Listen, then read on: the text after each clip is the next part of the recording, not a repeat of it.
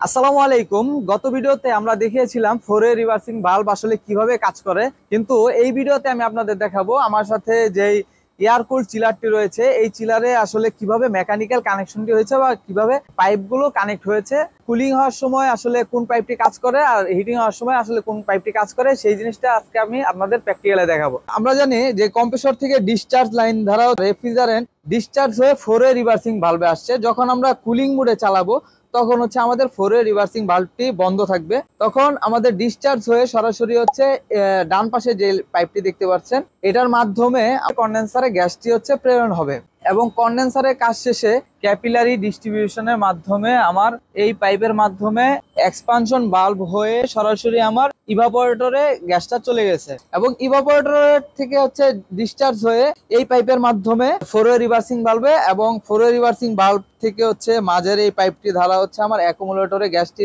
প্রেরণ হবে। কোনো লিকুইড পার্টিকেল থাকলে সেটিকে ব্যাপার করে তারপর হচ্ছে সাকশন লাইনের মাধ্যমে কম্প্রেসরে প্রেরণ করবে।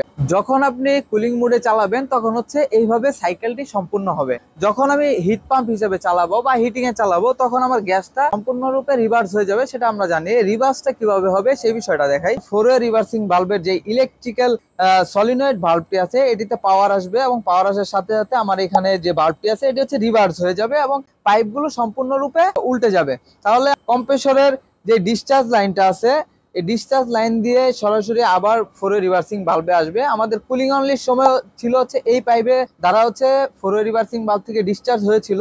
আমাদের হিট পাম্পের সময় হচ্ছে এই টিউবের মাধ্যমে হচ্ছে ডিসচার্জ হয়ে সরাসরি আমাদের ইভাপোরেটরে চলে যাবে। কুলিং অনলির সময় ছিল আমাদের কন্ডেন্সারে সরাসরি চলে যেত, আর হিটিং এর সময় হচ্ছে আমার এই পাইপ দ্বারা হচ্ছে সরাসরি ইভাপোরেটরে চলে যাবে। মানে ইভাপোরেটর থেকে ডিসচার্জ হয়ে এক্সপানশন ভালভের মাধ্যমে সরাসরি আমার কন্ডেন্সারে আসবে, আর কন্ডেন্সারটা তখন হচ্ছে আমার ইভাপোরেটরের মতো কাজ করবে এবং ডিস্ট্রিবিউশন হয়ে সরাসরি এই মোটা পাইপটা ধারা হচ্ছে ফোরে রিভার্সিং ভালভে আমার গ্যাসটা প্রেরণ হবে। কুলিং অনলির সময় হচ্ছে এই পাইপ ধারা গ্যাস হচ্ছে আমার এই ফোরে রিভার্সিং ভালভে আসতো, এখন হচ্ছে হিট পাম্পের সময় আমার এই পাইপ ধারা হচ্ছে আমার ফোরে রিভার্সিং ভালভে আসবে। আর এটি হচ্ছে আমার কমন লাইন, যেটা হচ্ছে আমার অ্যাকুমুলেটর লাইন। এই অ্যাকুমুলেটরে রেফ্রিজারেন্টটি প্রেরণ হবে, যদি লিকুইড পার্টিকেল থাকে সেটি ব্যাপারের হয়ে সাকশন লাইনের মাধ্যমে আমার কম্প্রেসরে চলে আসবে। এই ছিল মূলত ফোরে রিভার্সিং ভালভ আসলে কিভাবে কাজ করে বা কিভাবে টিউব কানেকশন হয়ে থাকে বা পাইপ কানেকশন হয়ে থাকে। তাহলে আজকের মতো এখানেই শেষ করছি, দেখা হচ্ছে নতুন কোনো এসবিএসসি রিলেটেড ভিডিওতে। সেই পর্যন্ত ভালো থাকবেন, সুস্থ থাকবেন, আল্লাহ হাফেজ।